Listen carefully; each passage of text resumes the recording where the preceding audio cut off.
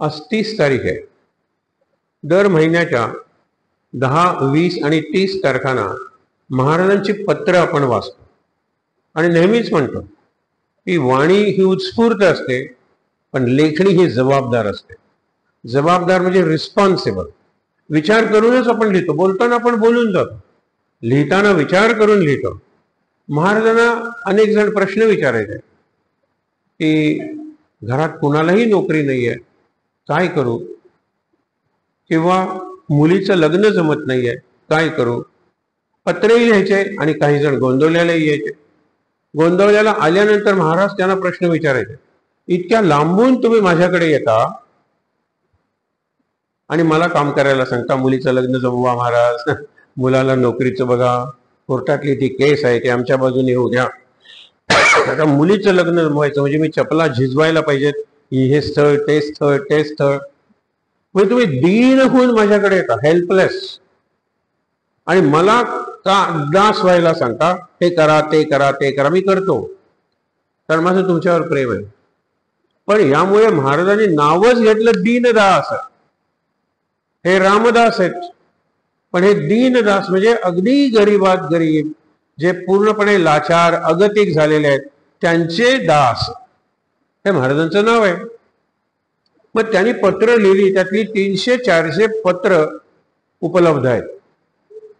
ती पत्र बाबा बेलसरेंनी वाचली. त्यांनी मनातल्या मनात अध्यायांची नावं तयार करून ठेवली होती. एक गुरुबद्दल, एक उपासनेबद्दल, एक धर्माबद्दल, एक प्रपंचातली काय कर्तव्य आहेत त्याबद्दल महाराजांनी सगळं मार्गदर्शन दिले ना. आणि एका पत्रात निरनिराळे विषय आलेले आहेत, ती सगळी त्या खाली लिहून घेतली आणि त्याला अध्याय असं नाव दिलं. असे 18-19 अध्याय आणि त्याला नाव दिलं चैतन्य गीता. आता चैतन्य गीता कुणी संकलित केली? बाबा बेलसरेने. म्हणून पहिली जी त्याची आवृत्ती आहे त्याच्यावर संजय बाबा बेलसरे, म्हणजे के.व्ही. बेलसरे. कारण गीतेचा आरंभ संजय उवाच, धृतराष्ट्र जरी असला तरी संजय सांगतो कथा. तर मी संजय आहे. नंतरच्या आवृत्तीवरून त्यांनी संजय शब्द काढला, के.व्ही. बेलसरे. चैतन्य गीता हे असं त्या पत्रांचं संकलन आहे.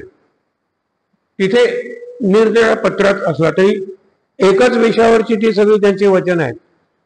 हे लक्षात घेण्यासारखं आहे. आणि मग ती पत्र काळाचौघात विस्मृतीत जातील. म्हणून प्रवचनांची ज्या वेळेला रचना झाली त्यावेळेला 10 तारीख, 20 तारीख आणि 30 तारीख या महिन्यातून 3दा पत्र. परवा सहज प्रश्न आला, म्हणजे 12-36 पत्र आहेत. एक जण चुणचुणीत अशी मुलगी म्हणली, नाही सर 35. कारण 10, 20, 30 असेल तर फेब्रुवारीला 30 तारीख कधीच नसते. म्हणजे फेब्रुवारीची 10 आणि 20 अशी 2च पत्र आहेत. म्हणजे 12-36. त्याच्यातलं एक गेलं. 35 पत्र इथे आहेत. आज आपण आता पत्र ऐकलं, त्या पत्रातली महत्वाची वाक्य वगैरे त्याच्यावर आपण चिंतन करूया. महाराजांना पत्र लिहून लोकांना काय सांगायचं असतं की प्रारब्धाचे भोग भोगलेच पाहिजे. मग मुलगा गेला, महाराज त्याला सांगतील सहन करा आणि दुसरं एक मूल दत्तक घ्या. जे तुम्ही तुमच्या मुलासाठी करणार होता ते त्याच्यासाठी करा. किती जण त्याप्रमाणे करायचे हा प्रश्न नाही, पण महाराजांची सोल्युशन किंवा महाराज जे मार्ग दाखवायचे तो मार्ग अशा प्रकारचा असायचा. म्हणून पत्र वाचताना महाराज आपल्याशी बोलतायत, त्यांनी ते पत्र आपल्याला पाठवलेलं आहे. आणि पत्र म्हणजे मित्र, हे लक्षात ठेवा. आणि त्याच्याही पलीकडे जाऊन पत्र म्हणजे आपले नातेवाईक आहेत. पूर्वी आपण पोस्टमनची वाट बघायचो, ज्यावेळेला पत्र येत असत त्यावेळेला. कारण पत्र इज हार्ट टू हार्ट. पत्रात विचार जरी मांडला तरी प्रेमाने मांडलेला असतो. उदाहरणार्थ आत्ता मला विचारलं की पहलगाम अटॅक जो हल्ला झाला काश्मीरमध्ये, त्याबद्दल तुमचं काय मत आहे, तुमचा काय संदेश आहे? मी बोललो, मी त्याला सांगितलं, म्हणजे प्रेमाने बोलतोय, कारण तो आमचाच माणूस आहे, वांटेचा माणूस आहे. माणूस म्हणजे मुलगा. तू काहीतरी चांगलं करतोयस म्हणून मी सांगतो. प्रेम आहे याच्यात. महाराजांना लोक प्रश्न विचारायचे, महाराज भ्रमात नव्हते की लोक आपला ऐकतील, पण विचारले तर सांगायला काय हरकत आहे. या तळमळीने महाराजांनी ही पत्र लिहिली. ज्या वेळेला पत्र वाचायचा प्रसंग येतो त्यावेळेला महाराज म्हणतात संतांचे ग्रंथ जवळच्या लोकांच्या पत्रासारखे वाचावेत. पत्र आपण पुन्हा पुन्हा वाचतो आणि ते जे पत्र आहे ते जपून ठेवतो. महाराजांच्या चरित्रात एक फार मार्मिक प्रसंग आहे. पत्राबद्दलचे खूप प्रसंग आहेत, मी 2 तुम्हाला सांगतो. ज्या वेळेला दिवाळी येते आणि 25व्या वर्षी मुलीचं लग्न होतं. पहिली 3 वर्षे गेली, 4थ्या वर्षीपासून मुलीला कळायला लागतं. म्हणजे साधारणतः 20-21 दिवाळी का दिवाळ्या तिने माहेरी साजऱ्या केलेल्या आहेत. लग्न करून गेली ती काय लवकर सगळ्यांना उठवायची, तेल लावायची, रांगोळी घालायची, आकाश दिवा, सगळ्या हे पदार्थ तयार करायची, फराळ, किती गडबड असायची ती. सगळ्या घरातलं चैतन्य म्हणजे ही मुलगी होती. गेल्या वर्षी लग्न झालं. लग्न झाल्यानंतरची पहिली दिवाळी नवरा सासरी करतो, म्हणजे मुलगी पुन्हा माहेरी आली, त्याला दिवाळ सण म्हणतात. आता त्यानंतरची दिवाळी आहे. त्यावेळेला मुलीची आई म्हणते की तुम्ही पत्र लिहिताच आहात मुलीच्या सासऱ्यांना, तर त्यांना सांगा की दिवाळीला मुलीला पाठवा. ते म्हणाले आता कसे शक्य, आता ते तिचं घर आहे ना, त्या घरातली दिवाळी तिने करायला नको का, लिहायला काय हरकत आहे. त्यांनाही यातून वाटत असतं आपल्या मुलीने यावं. महाराज पत्राबद्दल काय चांगलं सांगतायत ते बघा, की मुलीनं दिवाळीला तिच्या घरी म्हणजे माहेरी यावं असं वाटतं. हे लिहिलं आणि ते खोडलं. अशा पद्धतीने खोडलं की जे वाचता यावं. हे महाराज आहेत ना, अशा पद्धतीने खोडलं की जे वाचता यावं. खोडलं का नाही, आम्ही लिहिलं पण ते आमचं मत नाही आहे, कारण शेवटी तिला तिथेच राहायला पाहिजे की नाही. पण वाचल्यानंतर जर त्यांना काही कार्य किंवा कृती करायची असेल तर ती सोय केली. पत्र अशी असतात.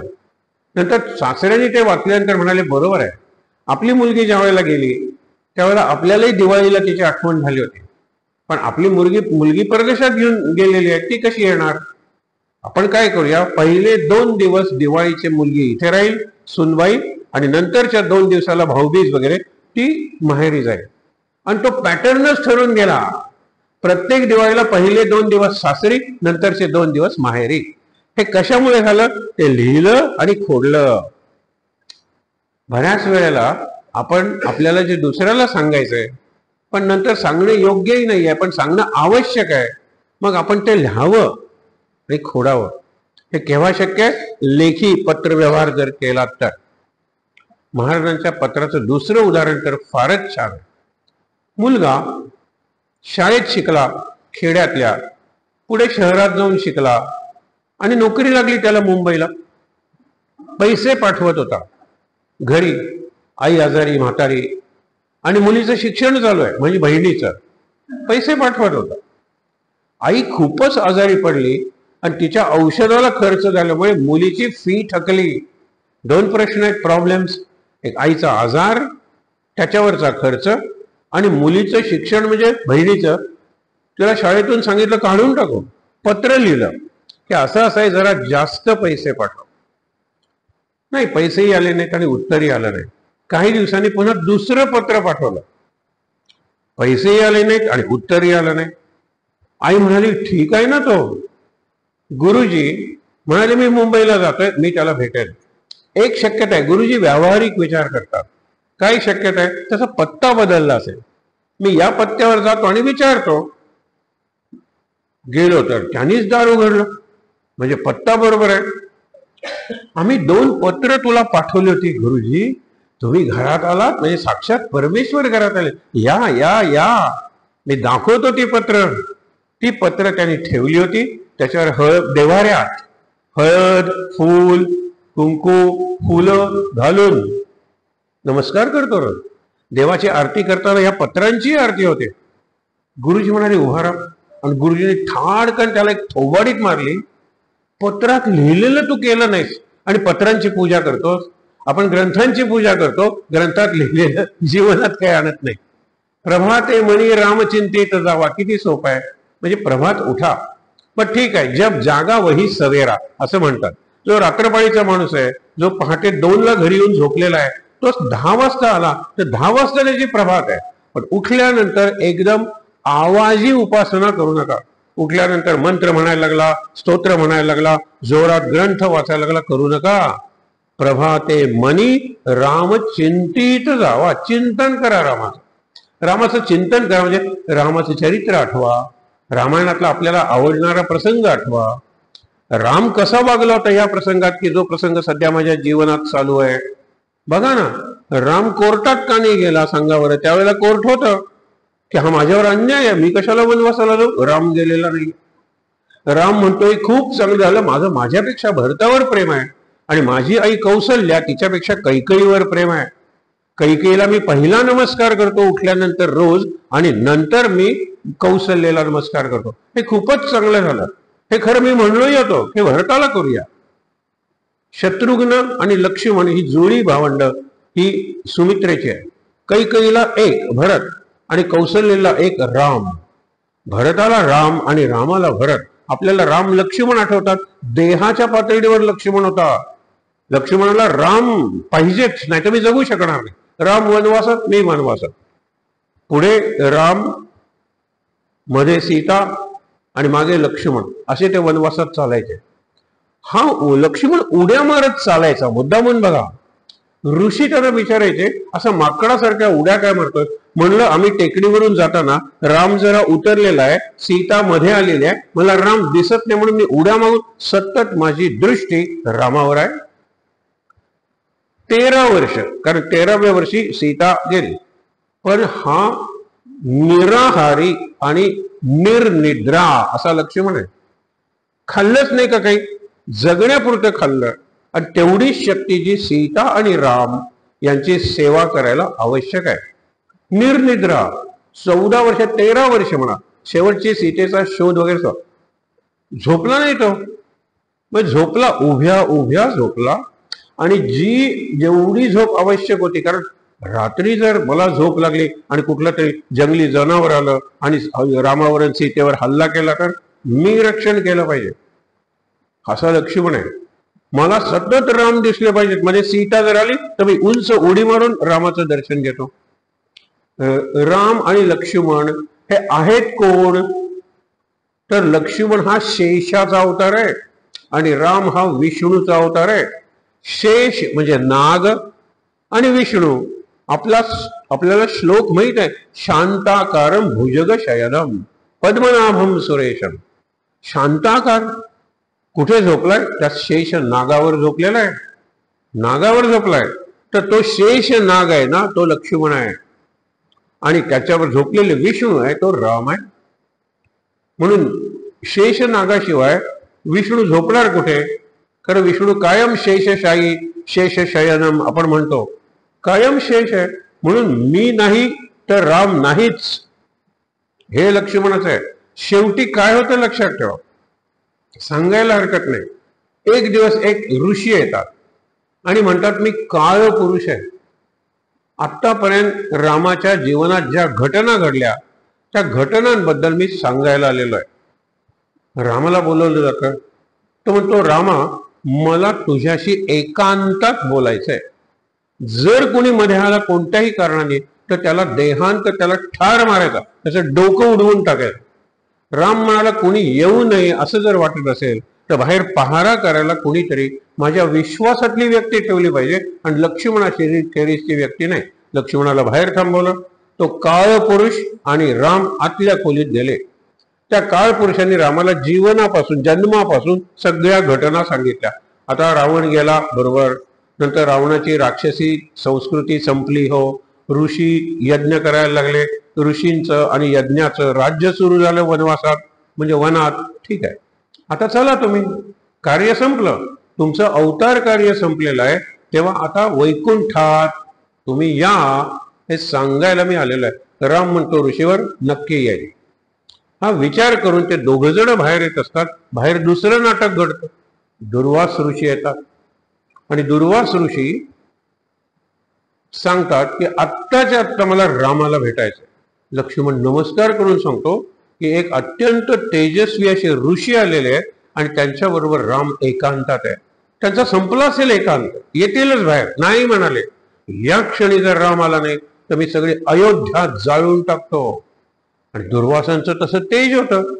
लक्ष्मणाने काय विचार केला, मी जर आत गेलो दुर्वास ऋषी आले सांगायला तर मी एकटा मरेन ना, कारण आज जाईन त्याला देहांत प्रायश्चित्त, नाहीतर हे सगळी अयोध्या जाळून टाकतील. म्हणून तो लक्ष्मण आत गेला. आत ज्या वेळेला गेला तेव्हा आतल्या खोलीतून राम आणि तो काळ पुरुष बाहेरच्या खोलीत आले. पण लक्ष्मण आत आला होता. काळ पुरुष रामाकडे बघतो, याला देहांत प्रायश्चित्त दिलं पाहिजे. राम तरीही सांगतो की आपलं बोलणं झालं होतं ना, एकांत संपला होता, आपण बाहेर आलो होतो का? ही वास्तू जी इमारत आहे त्याच्या बाहेर आलो होतो का? नाही. लक्ष्मणाला देहांत प्रायश्चित्त. लक्ष्मण म्हणाला काही हरकत नाही, मी अयोध्या वाचवली आहे, मी मरायला तयार आहे.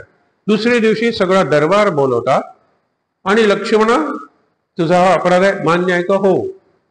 मग मी तुझा त्याग करतो, त्याग करतो, त्याग करतो. सगळ्या माणसांच्या साक्षीनं जर तुम्ही एखाद्या व्यक्तीचा त्याग केला तर ती व्यक्ती तुमच्यासाठी मेली. म्हणजे लक्ष्मणाला काही डोकं उडवलं नाही, फासावर नाही दिलं, ही पद्धत वापरली.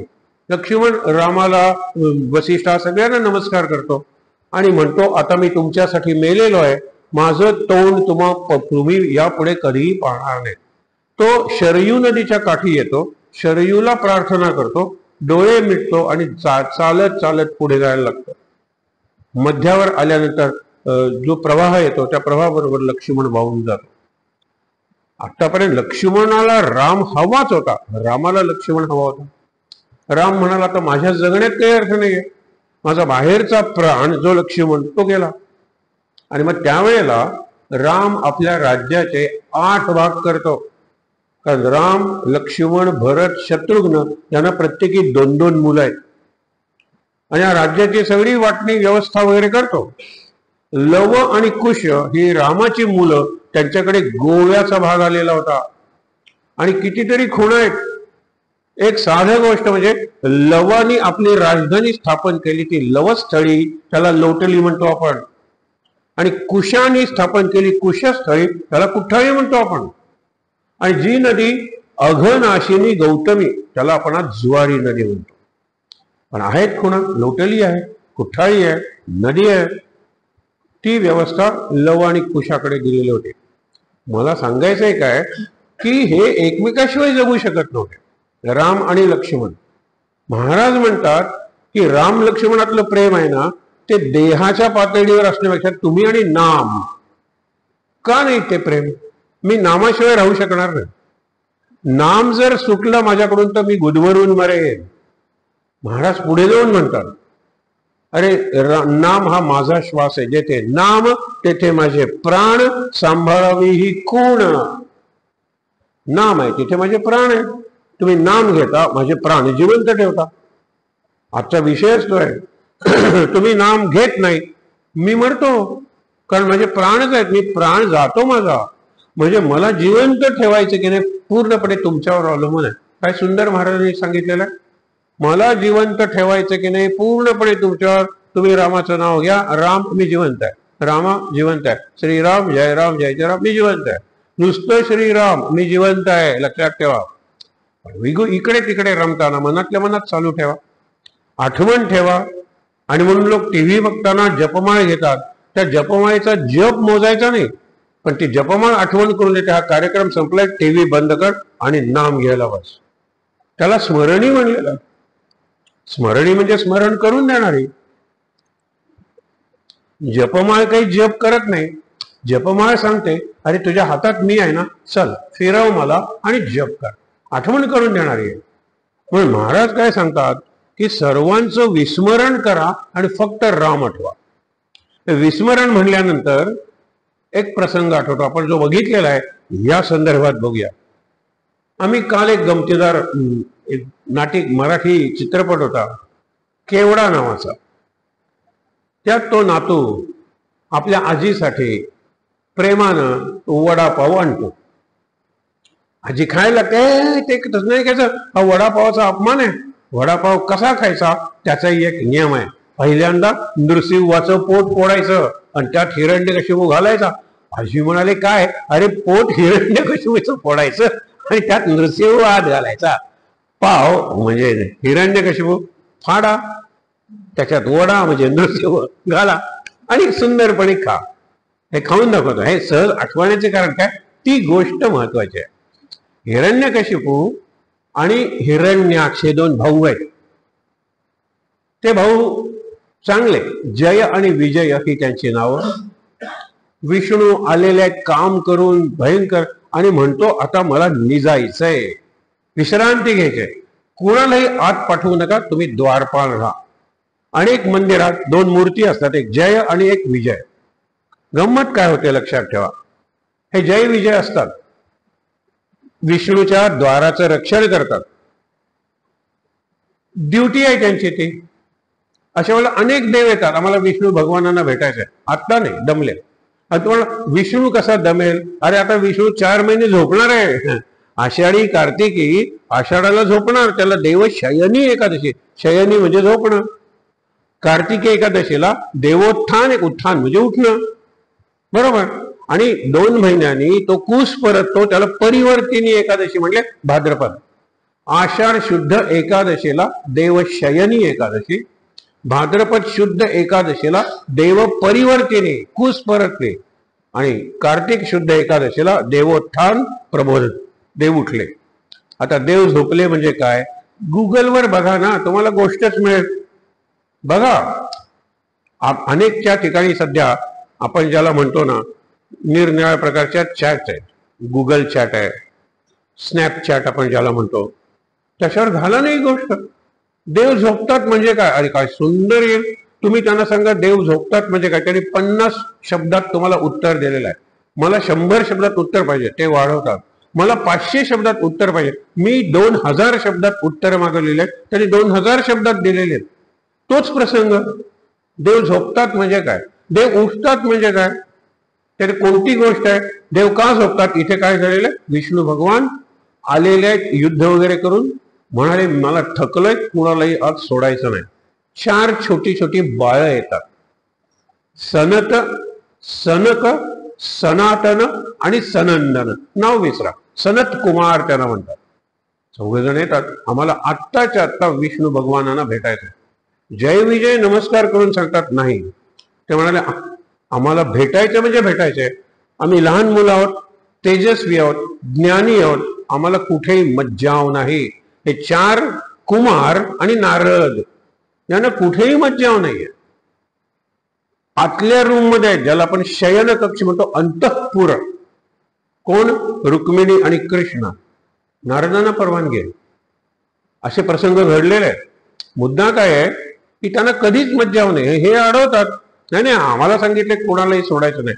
म्हणाले आम्ही लहान मुलं आहोत, आमच्या चेहऱ्यावरचं तेज दिसत नाही.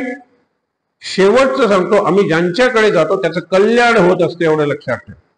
विष्णू भगवानाचं कल्याण करण्यासाठी आम्ही आलेलो, नाही सोडणार नाही. इकडे विष्णू भगवानांनी विष्णूला ते ऐकलं, तो उठणार. इतक्यात त्याने शाप दिला, 3 मनुष्य जन्म घ्यावे लागतील. एक समाजाच्या बाहेर, दुसरा दासीचा मुलगा आणि तिसरा राजा. बघा, हरकत नाही. ते म्हणाले आम्ही कुठलाही जन्म घ्यायला तयार आहोत, परंतु तू, विष्णू भगवानाला सांगतात, तुम्ही आमच्या बरोबर जन्मलं पाहिजे. आम्हाला मारण्यासाठी तुमच्या हातून मरण आलं की आम्ही मुक्त झालो. तथास्तु म्हणला, मी करतो. त्यावेळेला पहिला हिरण्याक्ष जन्माला. हिरण्याक्ष आणि हिरण्यकशिपू हा पहिला जन्म. राम आणि कुंभकर्ण, रावण आणि कुंभकर्ण हा दुसरा जन्म. आणि शिशुपाल आणि दंतवक्त्र हा तिसरा जन्म. शिशुपाल आणि दंतवक्त्राला मारायला एक कृष्ण पुरला, रावण कुंभकर्ण मारायला एक राम पुरला. पण हिरण्यकशिपू आणि हिरण्याक्ष मारायला स्वतंत्र अवतार घ्यावे लागले. हिरण्याक्ष म्हणजे त्याचं अक्ष म्हणजे संपूर्ण लक्ष सोन्यावर. सध्याचे राजकीय नेते आणि काही फक्त पैसा पैसा पैसा करणारे व्यापारी हे हिरण्याक्ष आहेत. खरंच फक्त पैशावर, पैशावर पैसा, पैशापासून पैसा, पैशात पैसा, पैशामधून पैसा, हेच मॉडेल झालेलं आहे. हे हिरण्याक्ष आहे. त्यांना मारण्यासाठी वराह म्हणजे रानडुकर म्हणतात, तो अवतार झाला. या हिरण्याक्षाने वेद समुद्राच्या खाली बुडवले होते. हिरण्याक्ष तो बरा आहे, उभा राहिला 2 पायावर, सुळ्यावर पहिल्यांदा पृथ्वीला उचललं, मारलं त्याला आणि पृथ्वी मुक्त केली त्याच्या त्रासात. आम्हाला प्रश्न पडला होता, विशेषतः मुलांनी हा प्रश्न विचारला की पृथ्वीवरच्या पाण्यात पृथ्वी कशी बुडेल. बरोबर आहे ना, पृथ्वीवरचा समुद्र होता, त्याच्या खाली तो गेला, पृथ्वी कशी बुडली त्याच्यात. याचं उत्तर आज मिळालं. 20 वर्षात पणजी किमान 5 ते 10 सेंटीमीटर पाण्याखाली जाणार. पणजी पाण्याखाली गेली की दुसरा कुठला तरी भाग वर येणार. वर्सोवा काय, मुंबईतले काही भाग, जगात जे जे समुद्राच्या काठी आहेत, समुद्राच्या पाण्याची लेव्हल वाढल्यामुळे ते जाणार आहेत पाण्याच्या खाली. हे पृथ्वीवरच पाणी आहे, हे लक्षात ठेवा. आपण सगळं ग्लोबल वॉर्मिंग, किती गरमी गरमी गरमी म्हणतो, आपल्याला फक्त गरमी, आपण एसी लावतो. पण उत्तर ध्रुवाकडे काय हो, तिकडे सगळे बर्फ आहेत, बर्फाचे हिमालयासारखे कडे आहेत, ज्याला आईसबर्ग म्हणजे हिमनग म्हणतात. ते उन्हाने वितळायला लागलेले आहेत आणि मूळ याच्यापासून जाऊन पाण्यावर तरंगायला लागलेले आहेत. मग ते जिथे जिथे जातात तिथे तिथे वातावरणात, वेदर म्हणतो ना, हवामान बदल होतो. कुठेही पाऊस पडतो, केव्हाही पाऊस पडतो, प्रचंड पाऊस पडतो. ते राजस्थानात पूर यावा इतका पाऊस पडतो, नाही तर पडत नाही म्हणजे नाहीच. थंडी पडली तर खूपच पडते. हे जे व्हायला लागलेले आहेत ना, हे ग्लेशियर्स किंवा निरनिराळ्या प्रकारचे आईसबर्ग वितळायला लागलेले आहेत. पाण्याची लेव्हल वाढलेली आहे, म्हणजे पृथ्वी पाण्याखाली जायला लागलेली आहे. हे त्यावेळेला त्या राक्षसाने केलं. एवढा धुमाकूळ घातला होता. हिरण्याक्षाला मारल्यावर हिरण्यकशिपूला राग आला. हिरण्यकशिपूची कथा आपल्याला माहिती आहे, प्रल्हाद, हिरण्यकशिपू आणि नरसिंह. नृसिंह अवतार घ्यावा लागला त्याला मारण्यासाठी. मारलं. प्रल्हादाला त्यांनी खूप त्रास दिले. 5 महत्वाचे त्रास लक्षात ठेवा. प्रल्हादाने ते का सहन केले, हे आजचं जे शीर्षक आहे ना, सर्वांचं विस्मरण करा. राम आठवा, तो नारायण आठवत, नारायण नारायण, तो हरी हरी, तो हरीला आठवत होता. कोण? प्रल्हाद. ज्या वेळेला प्रल्हादच हरिहरी म्हणायला लागला, हिरण्यकशिपूने आपल्या राज्यात विष्णूच्या उपासनेला बंदी केली होती. शिवाची करा, विष्णूची करायची नाही, कारण विष्णूच्या एका अवतारानं माझ्या मोठ्या भावाला मारलेला आहे. मग काय, हाच हरिहरी म्हणत जन्मला ना, ही सगळी कथा सांगत नाही. माझ्याच पोटी घरभेटी जन्मलेला आहे, म्हणून त्याला मारण्यासाठी निरनिराळे उपाय केले. पहिला उपाय म्हणजे त्यांना पाठवून दिलं गुरुच्या घरी, ज्याला आपण शुक्राचार्य म्हणतो ना, त्या शुक्राचार्यांचे 2 शिष्य. त्यांना सांगितलं 90 दिवस तुम्हाला देतो, 3 महिने. 90 दिवसात त्याच्या तोंडातलं हरी हरी जर निघालं नाही तर तुम्हाला कायमचं बंदिवासात टाकेल. आणखी नाही म्हणलं असेल तुमची जीभ कापून टाकेल. त्याच्या जिभेवरून ते नाम हटवा. हे लक्षात घ्या. पहिली गोष्ट. हे घेऊन गेले. 80 दिवस झाले, 85 दिवस झाले, ते त्याला गयावया काय, नको रे ते नाम, आम्हाला कायमचं तुरुंगात, आमच्या जिव्हा तुझे वडील कापून टाकतील. 89वा दिवस येतो. त्यावेळेला ते म्हणतात की आम्हाला मेलेलं बरं वाटतंय. तो माझ्यामुळे तुमची अशी परिस्थिती होत असेल तर मी म्हणत नाही, मग मी काय करू. ते म्हणाले की हरी हरी हरी. नुसते ओठ हलव, पण ओठ हलवल्याशिवाय तुझ्या वडिलांना दिसेल. ओठ बंद ठेव आणि मनातल्या मनात प्रल्हाद म्हणाले हे जास्त चांगलं आहे. आत मला लगेच रिलीफ मिळतो, आनंद मिळतो. घेऊन येतात. आल्यानंतर तो कौतुकाने घेतो. मला तो प्रसंग खूप आवडतो.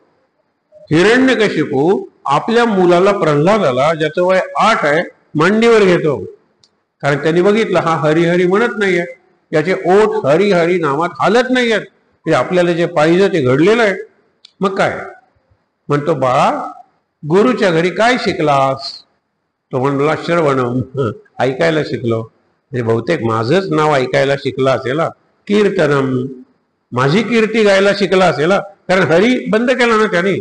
नंतर म्हणतो विष्णू स्मरणम, हरीच्या नामाचं स्मरण मी शिकलो. मग तो त्याला ढकलून देतो, म्हणतो की काय तू. आणि मग पहिलं म्हणजे त्याला काया नागाचा दंश करून, हे आपल्याला शिक्षण आहे आपलं. महाराज म्हणतात विस्मरण करा सगळ्या गोष्टीचं, फक्त राम आठवा. इथे हरी आठवा, विष्णू आठवा. नाही झालं. ज्यावेळेला तो नाग आला, काळा नाग, म्हणजे नुसतं दंश झाला की लगेच माणूस मरणार इतका तो जहाल म्हणजे भयंकर विष असलेला नाग, ज्या वेळेला नाग त्या याच्यातून काढला आणि तो जाणार प्रल्हादाकडे, त्या प्रल्हाद म्हणाला, हे शेष नागा, तू जर इथे आलास तर माझे विष्णू भगवान कशावर झोपलेत रे? जमिनीवर झोपलेत ते. ह्या नागाला वाटलं आपला केवढा सन्मान, मी साधा नाग आणि आम्हाला शेषनाग म्हणतो. तो डोलायला लागला. वा वा वा, प्रल्हादाला दंश करणं विसरूनच गेला. हा गेला. आता दुसरा, हत्तीला तो माहुताला सांगितलेला दारू पाज आणि प्रल्हादाच्या तुडवून प्रल्हादाला मार, हे करायला. आता हत्ती समोरून येताना दिसला, त्यावेळेला प्रल्हाद म्हणतो, हे गजराजा, हे ऐरावत हा स्वर्गातला हत्ती. स्वर्गात ज्या वेळेला विष्णूला इकडून तिकडे जायचं असतं त्यावेळेला ते ऐरावतावर बसून जातात. ऐरावता, तू इथे आलायस, मग माझ्या विष्णूला, हरीला जर काम असेल तर तो कशावर बसून जाईल? हत्ती म्हणाला, मी साधा हत्ती होतो, मला ऐरावत म्हणण्याचा सन्मान दिला. म्हणजे विष्णूचं वाहन. तो सोन त्याच्यासमोर डुलत प्रेम करायला लागला. करतात ना, नमस्कार करायला लागला प्रल्हादाला. हाही प्रयोग फसला. इतक्यात त्याची बहीण येते, हिरण्यकशिपूची बहीण, तिचं नाव होलिका. ती म्हणाली, मी तपश्चर्या करून एक वर मिळवून घेतलेला आहे, अग्नीचा कोणताही प्रभाव माझ्यावर पडत नाही. म्हणजे आगीत जरी मी बसले तरी आग विझेल पण मला काही होत नाही. सोपं आहे. प्रल्हादाला मी माझ्या मांडीवर घेते आणि तू पेटवून दे चिता. त्याला हिरण्यकशिपूला आवडतं, बहिणीला काही होणार नाही, पोर मेलेलंच पाहिजे त्याला, सतत हरिहरीला काय अर्थ आहे. बस ते होलिका जळून जाते, प्रल्हादाला काही होत नाही. कारण जासे राखे म्हणतो ना, जो हरी ज्याला करतो त्याला कोण मारी? आग विझून जाते. होलिका गेलेली असते, त्याच्या निमित्ताने पण होळी उत्सव साजरा करतो. प्रल्हादाला त्याचाही त्रास झाला नाही. पुढचा, उंच कड्यावर त्याला नेलं आणि ढकलून दिलं. खाली दरीत पडल्यानंतर त्यावेळेला तो म्हणतो की आतापर्यंत तुझा हे परमेश्वरा अत्यंत मृदू स्पर्श मला माहित होता, हा किती कठीण असा स्पर्श आहे, दगडासारखा. खाली आला, काही झालं नाही. तो म्हणाला की त्या कड्याने असे दोन हात केले म्हणजे नारायणाने आणि मला अलगत खाली आणलं. हाही प्रयोग फसला. शेवटचा प्रयोग, मोठी काहील घेतली, कढई, त्यात तेल घातलं आणि तेल उकळायला लागला आणि नोकरांना सांगितलं की उकळत्या तेलात प्रल्हादाला टाकून द्या, मरू दे. त्यावेळेला प्रल्हाद काय म्हणतो, हे नारायणा, हे हरी, मला भेटण्यासाठी तुला उकळ्या फुटतायत आनंदाच्या. उकळ्या त्या तेलाच्या होत्या, तेल उकळत होतं. तितक्यात त्या कढईतून मोठं कमळ येतं आणि प्रल्हादाला टाकल्यानंतर प्रल्हाद कमळावर पडतो. त्याला तेलाचा काही त्रास होत नाही. त्यावेळेला तो म्हणतो की हा तुझा हरी आहे कुठे? तो म्हणतो नाही कुठे. तुम्हाला भेटेल केव्हा? केव्हाही. या खांबात आहे का तो? आहे ना. लाथ मारतो, खांब कडा कडा कडा तुटतो आणि त्यातून नृसिंह बाहेर येतो. नृसिंह का? आता ही जी गोष्ट आहे ते आजचं प्रवचन आहे. प्रवचन त्यांनी वाचलेलं आहे. आपण सगळी जरी वाचलं नाही पत्र, काही थोडेसे नंतर वाचूया किंवा आत्ता वाचूया आणि नंतर ते ऐकून आपण थांबूया. त्यांनी काय सांगितलेलं आहे की सर्वात पहावा आपला रघुवीर. हे महत्वाचं आहे ना. सर्वांच्यात तुम्ही रघुवीराला पहा ना. म्हणजे रावण येणारच नाही तुमच्या जीवनात. रावणात सुद्धा रामानी स्वतःला पाहिलं. रावणाला मारावं लागलं कारण तो व्यवहार होता, पण तरी सुद्धा मरणांतानी वैराणी लक्ष्मणाला सांगितलेलं आहे, विभीषणाला सांगितलेलं आहे. रावण आता अजून मेलेला नाहीये, माझ्या बाणाने तो खाली पडलेला आहे. आता वैर आपलं संपलं. तुम्ही त्याच्याकडे जा आणि चांगलं राज्य किंवा आदर्श राजा कसं बनायचं हे रावणाकडून शिका. त्यावेळेला विभीषणाला माहित होतं, हनुमंतांनी सांगितलं होतं. मी संपूर्ण लंकेत फिरलो. एकच तक्रार सगळ्यांची होती की त्यांनी सीतेला आणायला नको होतं. एरवी रावणाच्या विरुद्ध कोणीही वाईट बोलत नव्हतं. रावणासारखा चांगला राजा नाही. फक्त सीतेला पळवून आणलं ही त्याची चूक झाली. गेले दोघ जण रामाने सांगितले म्हणून. रावण असा पडलेला आहे. लक्ष्मण जातो रावणाच्या डोक्याकडे आणि विभीषण रावणाच्या पायाकडे. रावण लक्ष्मणाकडे बघून हसतो लक्ष्मणाला राग येतो. अरे मरताना हसतोच कशाला तू? म्हणाला नाही, रामाने तुम्हाला माझ्याकडून शिकण्यासाठी पाठवलं. गुरुच्या डोक्याकडे काढून उभं राहतो, गुरुच्या पायाकडे. मग रावणाच्या एका बाजूला विभीषण आणि दुसऱ्या बाजूला आपला हा आता सांगितलं लक्ष्मण हे उभे राहिले. आणि मग रावणाने कसं करायचं राज्य याच्याबद्दल थोडक्यात त्यांना शिक्षण दिलं. हे मजा लक्षात ठेवा की जो रामात आहे तोच रावणात आहे आणि तोच रामायणात आहे. हे ज्या वेळेला मला कळेल त्यावेळेला मला रामायण कळलं आणि राम कळलं आणि राम नाम कळलं. सगळ्यांच्यात परमेश्वर आहे, रावणाच्यात नव्हता कोणी सांगितलं. अरे स्वच्छ पाण्यात आहे, गटारातल्या पाण्यात नाहीये परमेश्वर. अरे स्वच्छ रस्त्यात आहे, पण रस्त्यातली घाण ज्या तुम्ही डस्टबिन मध्ये कचऱ्याच्या कुंडीत टाकलेली आहे त्याच्यात नाहीये परमेश्वर. परमेश्वर नाही म्हणून तुम्ही यादी करायला, कचऱ्याच्या कुंडीत परमेश्वर नाही, संडासात परमेश्वर नाही, गटारात परमेश्वर नाही. अरे परमेश्वर नाही हीच यादी मोठी झाली की परमेश्वर आहे कुठे? 4-5 नावं. परमेश्वर नाहीची यादी मोठी झाली. तुम्हाला मागेही सांगितलं होतं, आपण सहस्रनाम वाचतो, विष्णू सहस्रनाम वाचल्यानंतर नमस्कार करून प्रार्थना करायची, महाराज हे विष्णू सहस्रनाम माझ्या जीवनात उतरवा. पहिला प्रयोग काय? सगळीकडे विष्णू पसरलेला आहे. मग ते पायपुसणं आहे, आपण आलेले पाय ज्याच्यावर पुसतो ते पायपुसणं आपल्या पायाची सगळी धूळ सगळा चिखल शोषून घेतं आणि आपल्याला पाय स्वच्छ करून मंडपात पाठवतं. का? देवाचं वस्त्र जे रेशमी असेल आपण ते धुतो आणि तिथल्या तिथेच वाळत घालतात बरेच जण देवघरात. ते पवित्र आहे, ते पवित्र आहे, पण त्याच्यापेक्षा ते पायपुसणं जास्त पवित्र आहे. हे कळलं ना की तुम्हाला विष्णू सहस्रनाम कळलं. ज्याला संडासाला आपण शौचालय म्हणतो, शौच म्हणजे पवित्र, आलय म्हणजे देऊळ किंवा घर, पावित्र्याचं मंदिर आहे संडास. आतली तुमची जी घाण आहे ना ती संडास शोषून घेतो. हे फार मोठं काम आहे. आई आपल्या मुलाची घाण हाताने काढते, संडास सगळ्यांची घाण पोटात घेतो. त्याला नमस्कार करा आणि त्याच्यात तुम्ही राम किंवा विष्णू बघायला शिकवा. हे जे काननगडचे रामदास आहेत, पप्पा रामदास म्हणतात त्यांना, त्यांनी सांगितलं डोळे मिटा आणि निदान मनातल्या मनात तरी घरातलं जे देवघर आहे देवालय, तिथल्या मूर्ती, घरातला जो संडास आहे शौचालय, त्याच्यात तुम्ही स्थापन करू शकाल का? हे त्यावेळेला सध्याची काय टॉयलेट सुरेख असतात. एक वेळ देवघरात देवाच्या तसबिरीवर धूळ बसलेली असते, कोण स्वच्छ करते? टॉयलेट रोज स्वच्छ करतात. टॉयलेट चकाचक असतं, तिथे जाऊन बसावंसं वाटतं, ध्यान करावंसं वाटतं. शौचालय आहे ना अशौच म्हणजे अत्यंत अशुद्ध असा मल आणि मूत्र तो शोषून घेतो. केवढं मोठं कार्य आहे. तुम्हाला एक उदाहरण सांगतो. एक माणूस सकाळी गावाच्या बाहेर शौचाला जातो, मग शौच करतो, ते मल त्याचा घाणवास, ते मूत्र त्याचा घाणवास, आणि तो उभा राहतो, घाणवास नाक धरून निघून जातो. त्यावेळेला तो मल त्याला म्हणतो, ती जी घाण आहे पोटातून आलेली, ती जी विष्ठा आहे ती त्याला म्हणते, वा रे वा, आतापर्यंत मला पोटात वागवत होतास तेव्हा तुला किळस नाही आली, आता बाहेर गेल्यानंतर मी जास्त उपयोगी पडले, तुझ्या शरीरात राहिले असते तर आतड्याचे रोग झाले असते. ते बाहेर आले तुझं आरोग्य राखण्यासाठी आणि तू नाक दाबून निघून जातोयस. आपली हीच गंमत आहे, आपल्याला कळतच नाही या गोष्टी.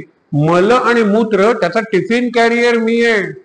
मी जिकडे जातो कॅरी करतो. आता सुद्धा आपल्या अनेकांच्या जवळ सर्वांच्या पोटात थोडा तरी मल आहे, मूत्र तर आहेच आहे देहात. ते बाहेर टाकल्यानंतर आपल्याला शिसार येते, आपल्याला किळस येते, अज्ञान आहे.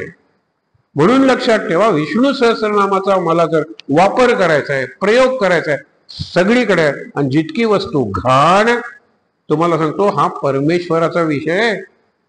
विवेकानंद भाषण करताय परदेशात आणि मंदिरात आहे त्यांचं भाषण, आणि एक बाई बाहेर उभी आहे. विवेकानंद इतकं प्रेमानं सांगतायत, लक्षात ठेवा, त्या बाईच्या डोळ्यातून घळाघळा अश्रू येत आहेत. तिला विवेकानंद बोलवतात, ये. ती तिथेच उभी राहते, चालू ठेवा तुमचं. विवेकानंद भाषण संपल्यानंतर तिच्याकडे जातात आणि म्हणतात, माई तू आत का नाही आलेस? ते म्हणाले, आम्हाला आत येण्याची परवानगी नाहीये. पण मी एक विचारू का तुम्हाला, उद्या आमच्या वस्तीत येऊन तुम्ही असं भाषण कराल का? ते हो म्हणतील म्हणून ऑर्गनायझर्स कार्यक्रमाचे धावत आले, स्वामीजी तुम्ही जाऊ नका, तुम्ही ब्रह्मचर्य आहे, ती वेश्या आहे. वेश्यांच्या वस्तीत तुम्ही जर गेलात तर सगळीकडे हेडलाईन्स येतील, हा इंडियातला ब्रह्मचारी वेश्यांच्या वस्तीत गेला. म्हणाले मग तर मला जायलाच पाहिजे. वेश्या म्हणजे काय? तिथे स्वामींनी जे सांगितलेलं आहे, वेश्या जर गेल्या ना तर तुमची मुलगी, तुमची बहीण, तुमची बायको, तुमची आई बाहेर पडली तर सुरक्षित राहणार नाही. आज एवढे अत्याचार, ज्याला आपण बलात्कार म्हणतो, होतात, याचं कारणच आहे. वेश्याकडे जायचं झालं तर मला 5,000 रुपये द्यावे लागतील, 1,500 रुपये द्यावे लागतील. ही फुकट आहे ना? उचला ती मुलगी, गाड्या आहेत त्या गाड्यात उचलायचे, सगळ्यांनी बलात्कार करायचा, मारून टाकायचं, बस. हे तंत्र आलेलं आहे. वेश्या या सगळ्या रस्त्यावर झोपणाऱ्या, रस्त्यावर जाणाऱ्या माणसांची लांडग्यासारखी जी वासना असते ना, ती स्वतः शोषून घेतात. म्हणून तुमच्या बायका, तुमच्या मुली सुरक्षित आहेत. किती खरं आहे हे किती खरं आहे. आणि आपण त्यांचा द्वेष करतो. हे समजलं तर विष्णू सहस्रनाम समजलं मला. विष्णू सहस्रनाम हे म्हणण्याचं स्तोत्र नाही, जगण्याचं स्तोत्र आहे.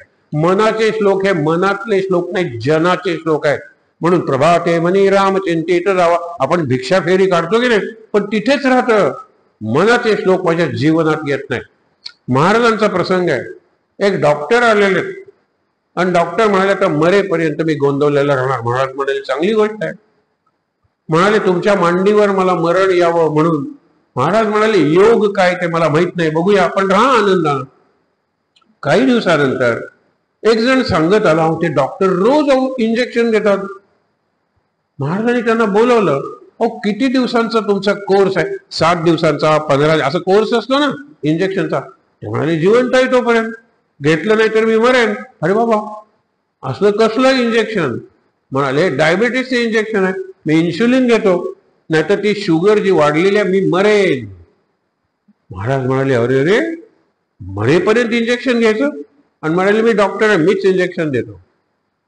आता महाराज गमतीनं म्हणतात, देवानं आपल्याला 2 दंड दिलेले आहेत, या दंडावर मी दुसरे इंजेक्शन घ्यायला सांगितलं तर घ्याल का? ते म्हणाले का नाही, फक्त 7 महिन्यांचा कोर्स आहे.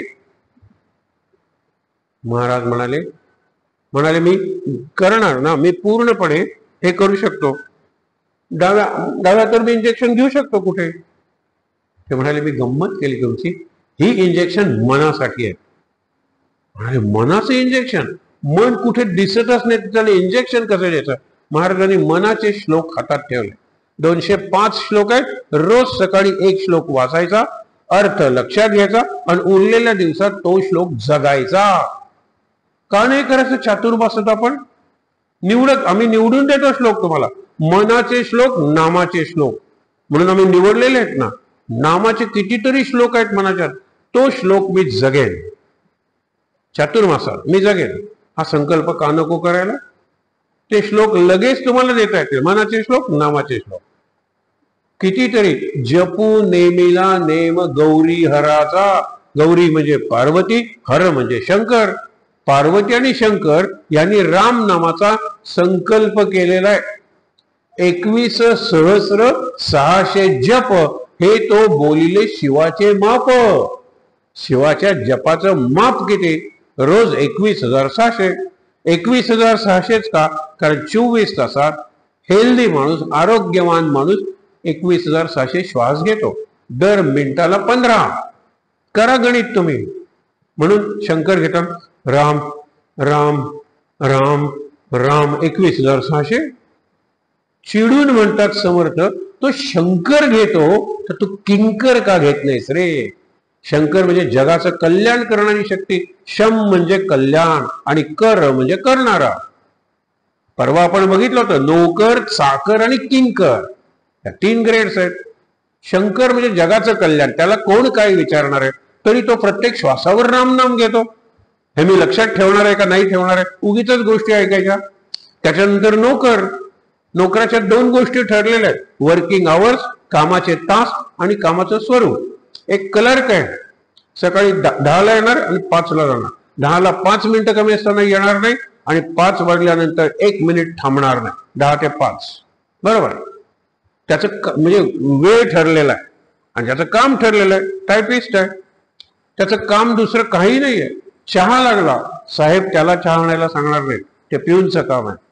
अरे जरा पंखा लाव रे, आणि पंखा उडून गेले कागद, माझेच कागद टाईप करतोय, कागदी पडलेले कागद काढायचं काम माझं नाही, आम्ही क्लर्क आहे.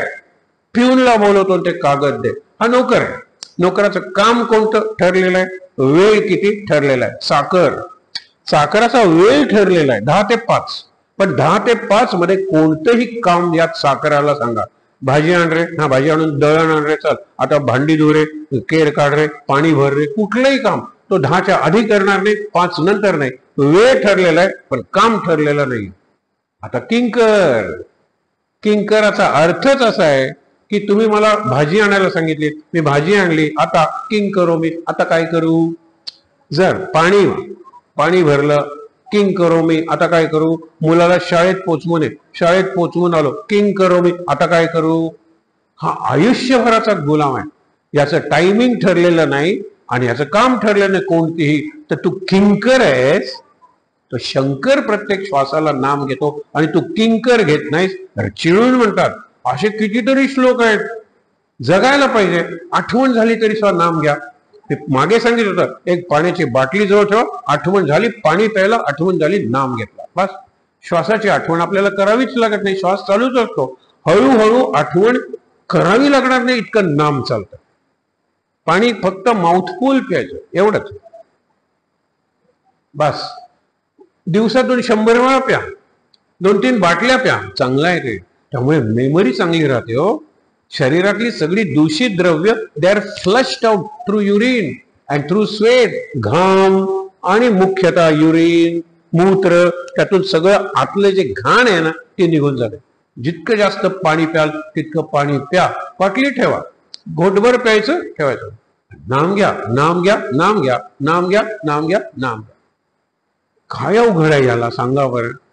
आता शेवटी त्या प्रसंगाकडे येऊया. हिरण्यकशिपू जो आहे त्यांनी खूप तपश्चर्या केली. तपश्चर्या केल्यानंतर ब्रह्मदेव प्रसन्न झाला. ब्रह्मदेव म्हणाला, वर माग. सगळ्या राक्षसांनी एकच वर मागितला, मला मरण नको. का मागितला. मरण नको म्हणजे सगळ्या मानव जातीवर अत्याचार करता येईल, मरणार तर नाहीच आहे. जास्तीत जास्त उपभोग, दारू पिन, हे करीन ते करीन, मरणार तर नाहीच आहे. प्रत्येक देवानी सांगितलंय, शंकरांनी, विष्णूंनी आणि ब्रह्मदेवानी, ज्यावेळेला वर देण्याचा प्रसंग आला, निसर्गाच्या विरुद्ध वर देता येत नाही. ज्याने आकार धारण केलेला आहे तो मरणारच आहे. तू मरणारच आहेस. कोण जिवंत आहे. राम जिवंत आहे, आता कृष्ण जिवंत आहेत, विवेकानंद जिवंत आहेत, शिवाजी महाराज जिवंत आहेत, आपले आजोबा जिवंत आहेत, कुणी नाहीत. देह आला की मरण नक्की आहे. तुला मरण कसं पाहिजे ते सांग. आणि राक्षसांनी विचार करून मरणाचा किती विचार केलेला आहे प्रत्येक राक्षसाने. कोण म्हणतो की कल्पना करता येणार नाही अशा अस्त्रानं मला मरण येऊ दे. कल्पना करता येणार नाही असं अस्त्र. आणि पुढे जाऊन म्हणतो, जे घन नाहीये, जे द्रव नाहीये आणि जे वायुरूप नाहीये. घन म्हणजे सॉलिड. आता तलवार वगैरे सॉलिड आहे की नाही. हे गॅस वगैरे मारून आपण विझवतो काय, आग वगैरे. राक्षसांना मारायला, माणसाला मारायला उपयोग पडतो गॅस. गॅस नाही. पाण्यात बुडवून मारता येईल, पाणी नाही. द्रव पदार्थ नाही, घन पदार्थ नाही आणि वायुरूप पदार्थ नाही. कल्पना करता येणार नाही अशा अस्त्रानं मला मारा.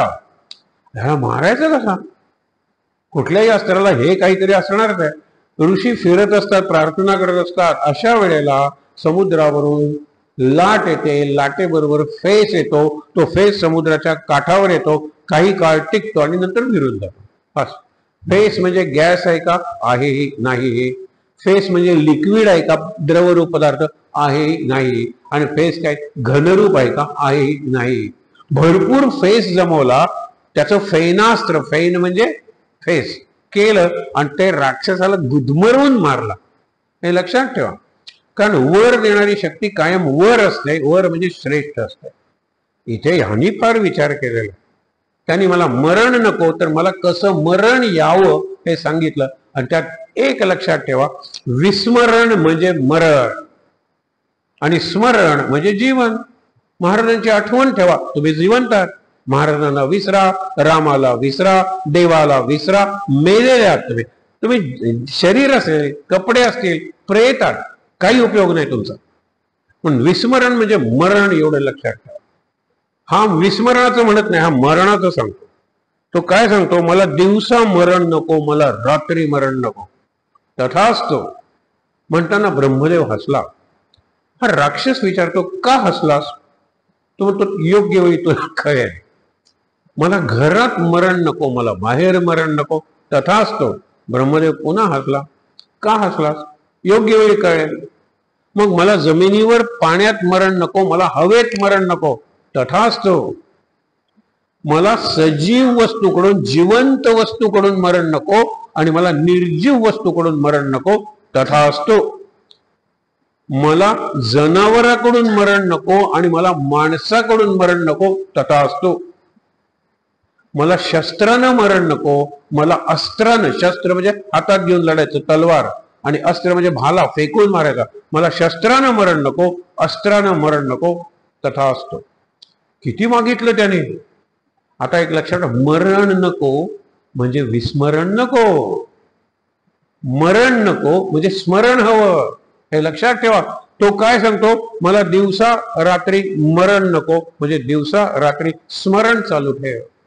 मला घरात मरण नको, मला बाहेर मरण नको, घरात स्मरण चालू ठेव, बाहेर स्मरण चालू ठेव. आता काय त्यांनी सांगितलं, म्हणजे नरसिंहाला अवतार घ्यावा लागला. नरसिंह म्हणलं तर नृ म्हणजे नरसिंह म्हणा, नर म्हणजे माणूस आणि सिंह म्हणजे पशु. मला पशुकडून मरण नको, मला माणसाकडून मरण नको. पण अर्धा माणूस अर्धा पशु तो सुटला ना, बरोबर. मला घरात मरण नको, घराच्या बाहेर मरण नको, उमऱ्यावर ठरली जागा, जागा ठरली. मला दिवसा मरण नको, मला रात्री मरण नको, संध्याकाळी वेळी ठरली. आता गंमत, मला शस्त्रानं मरण नको, मला अस्त्रानं मरण नको. हा सिंह का झाला? कारण त्याने पोट फाडलं ना, त्याच्यासाठी नख जी आपली आहेत ना, ती म्हणलं तर अस्त्र आहे, म्हणलं तर शस्त्र आहे, म्हणलं तर काही नाही, शरीराचा भाग आहे. शरीराचा भाग आहे तो, अस्त्र नाही, शस्त्र नाही. आणि जिवंत आणि निर्जीव. नख हे जिवंत आहे कारण वाढतं, पण निर्जीव आहे कारण चकचक चकचक कापलं तर रक्तही येत नाही, काही दुखतही नाही. दुसरा भाग म्हणजे केस. हा, केस उपटले तर दुखतात, पण एरवी रक्तही येत नाही, मग मजा वाटते मुलाला. हे लक्षात ठेवा. नखाने मारलेलं आहे. सिंह आणि माणूस असा कंबाईन त्यांनी मारलेला आहे, उंबऱ्यावर मारलेला आहे, संध्याकाळी मारलेला आहे. आणि आता एक उरलंच ना, मला जमिनीवर मरण नको, मला आकाशात मरण नको, मांडीवर मारलेलं आहे. मांडी म्हणलं तर जमीन आहे, म्हणलं तर आकाश. हे सगळं त्यांनी सांगताना तो काय सांगत होता, मला मरण नको म्हणजे विस्मरण नको. हे लक्षात ठेवा. मरण म्हणजे विस्मरण. कुणाचं विस्मरण? देवाचं. आणि जीवन म्हणजे स्मरण. कुणाचं? देवाचं. महाराज तेच सांगतात, अरे जेथे नाम तेथे माझे प्राण. महाराज माझे म्हणतात, अरे तुमचे प्राण सुद्धा, तुम्हाला जगायचं आहे ना, नाम घ्या. तुमचे प्राण टिकवायचे आहेत ना, नाम घ्या. जसं माझे नाम आणि प्राण एक आहेत, तसे तुमचे नाम आणि प्राण एकच आहेत. किती सुंदर सांगितलं. म्हणून आज लक्षात ठेवायचं, सर्वांचं विस्मरण करून रामच आठवावा. कधी संत जमलं तर राम, आम्ही सांगतो जमलं तर बघा रामाची आठवण झाली तर बघा, जमलं तर रामच आठवावा. स्वतःचं विस्मरण, सर्वांचं विस्मरण. आजचा सुविचार काय? रघुनाथ स्मरणात असावे आनंदात, तेथे न चाले कोणाची मात. मात म्हणजे कोणाचं काही चालत नाही, काही चालत नाही. का? रघुनाथ स्मरणात तो आहे आणि आनंदात आहे. रामाचं स्मरण. आता रामाचं म्हणजे नामाचं स्मरण. नाम म्हणजे कुठल्याही देवाचं नाव. परवा एक आला होता, मी देवाला मानत नाही, म्हणलं तुझं नाव काय? अमेय. अरे ओम श्री अमेयाय नमः, ओम श्री अमेयाय नमः. तुझं नाव काय रे? प्रणव. ओम श्री प्रणवाय. हे गणपतीची नाव आहे की, गणपती म्हणण्यापेक्षा अमेयाय नमः. अजूनपर्यंत मी इतक्या जणांचे रोल कॉल घेतले, आयुष्यात लाखो विद्यार्थ्यांचे रोल कॉल घेतले, पण एकही ओम श्री घटोत्कचाय नमः नाही, ओम श्री रावणाय नमः नाही, ओम श्री कुंभकर्णाय नमः नाही. हो, आपण नावं ठेवतानाच देवाची ठेवतो, चांगली नावं ठेवतो. तू स्वतःचं नाम घे, स्वतःवर तरी विश्वास आहे की नाही. गप्प बसला तो. म्हणजे माझं नाव हे गणपतीचं नाव आहे म्हणून आता काय करायचं, विसर्जन. तुला नावच नको, चल आमची विहीर चांगली आहे, नको नको नको, मी नाव घेतो. अरे गणपतीचं घे, अमेय म्हण, प्रणव म्हण, हे सगळी गणपतीची नाव आहेत. विचार करा तुम्ही. म्हणून नाम म्हणजे श्वास, श्वासावर नाम. याच्यासारखी सुंदर सोपी उपासना नाही हो. श्वास चालू आहे म्हणजे नाम चालू आहे. खरं म्हणजे श्वासातच नाम आहे, हे लक्षात ठेवा. जे बुद्धांनी सांगितलं विपश्यना, पश्य म्हणजे पाहणं, विपश्य म्हणजे विशेष रीतीने पाहणं. कशाकडे पहा, श्वासाकडे पहा.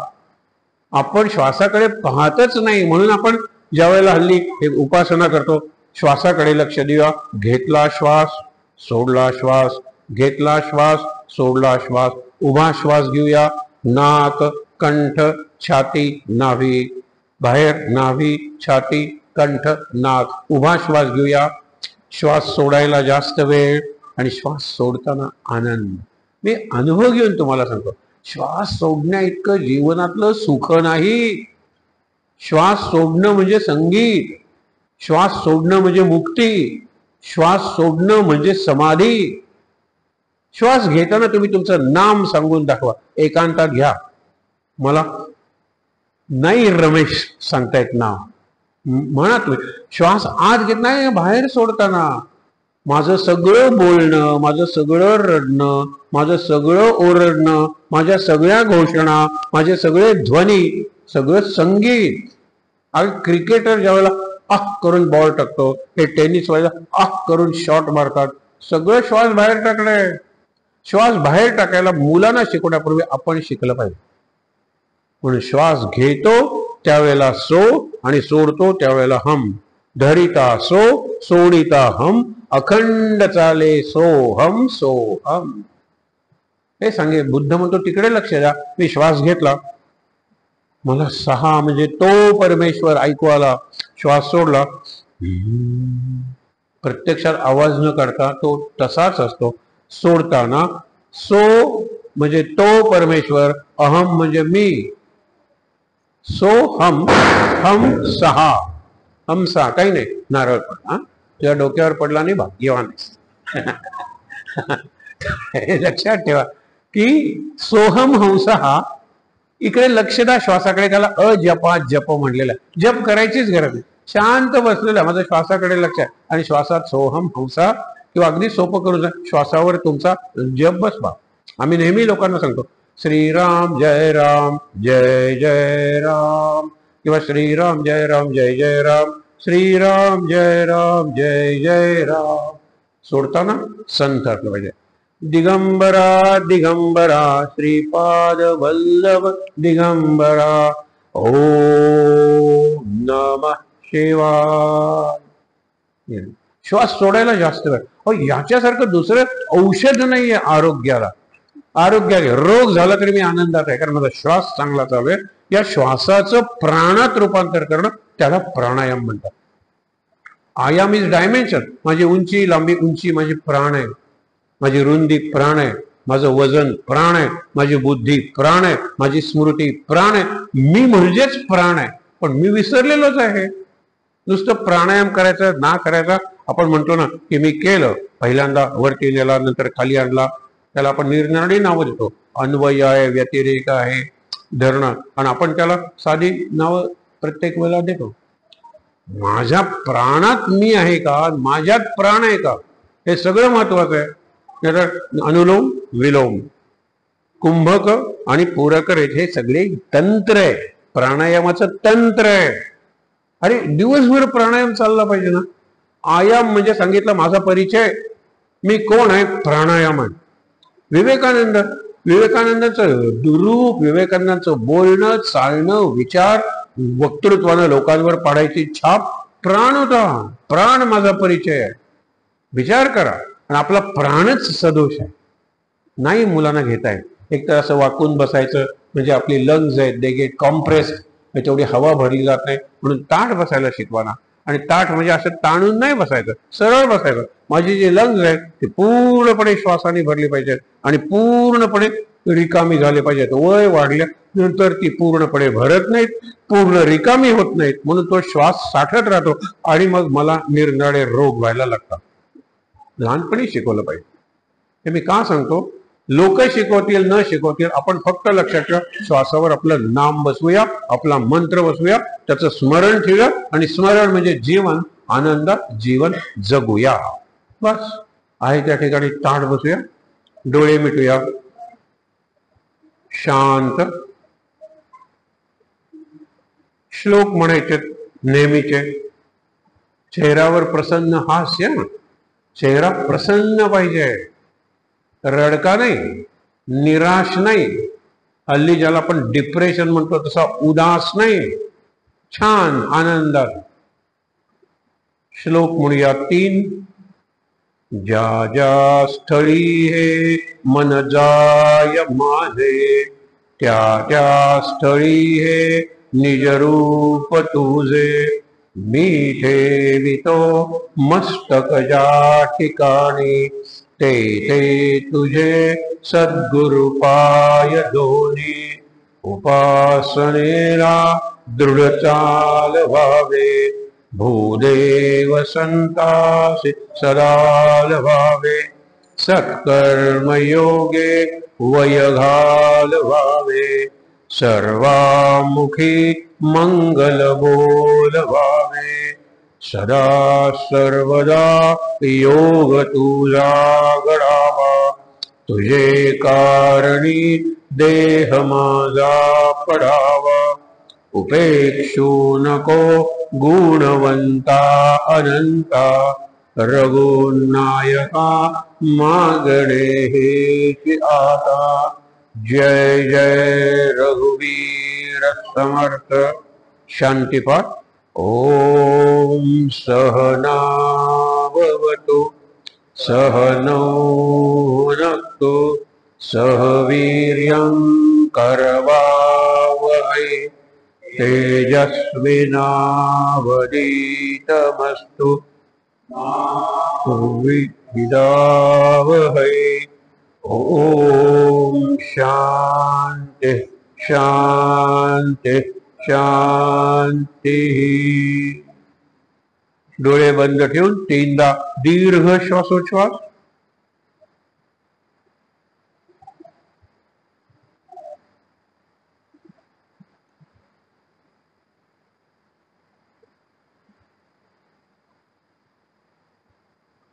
हातावर हात सोडूया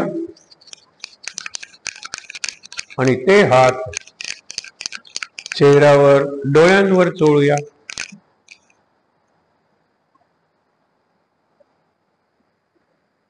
सावकाश डोळे उघडून समोर महाराज बसलेले आहेत. साक्षात मोठा फोटो आहे महाराजांची, आपण ज्याला भव्य प्रतिमा म्हणतो. महाराजांचं दर्शन घेऊया आणि इथे जमलेल्या सर्वांना नमस्कार करूया. शांत आनंद. महाराज महाराज महाराज.